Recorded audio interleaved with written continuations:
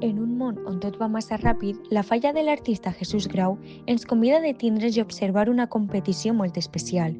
En aquest regne màgic no hi ha cavalls desbocats ni màquines veloces. Els protagonistes són els caragols. La falla és una metàfora de la vida picassent, una carrera on el més important no és creuar la meta el primer, sinó l'esforç, la convivència i el respecte al ritme de cadascú. La jerarquia d'aquest regne ens mostra diferents maneres d'entendre el poder.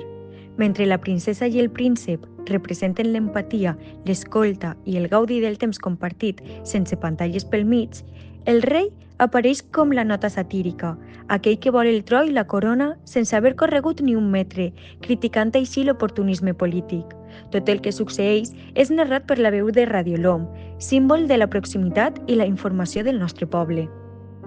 Cada caragol que participa en la carrera és un reflex de la societat picassentina.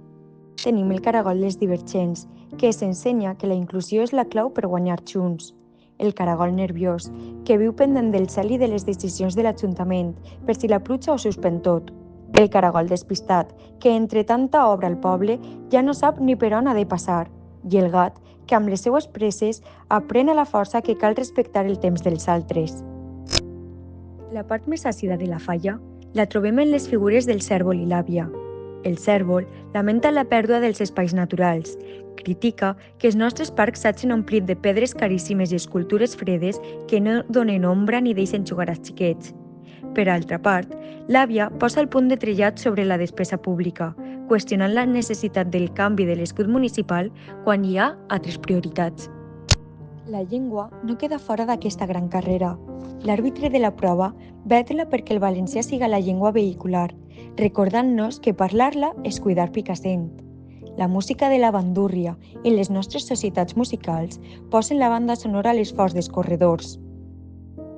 Finalment, la tortuga ens regala el moment més divertit de la falla, rient-se de la puntualitat del transport públic. Ella està convençuda que, tot i que la seva lentitud, arribarà a la meta molt abans que el metro de Picassent. La gran carrera és un cant a la paciència, a la participació dels xiquets, representants pel Consell de la Infància i a la cura del nostre entorn. Una falla que ens recorda que, encara que anem a poc, si ho fem en valencià, amb música i respectant la natura, el futur de Picassent serà el millor premi.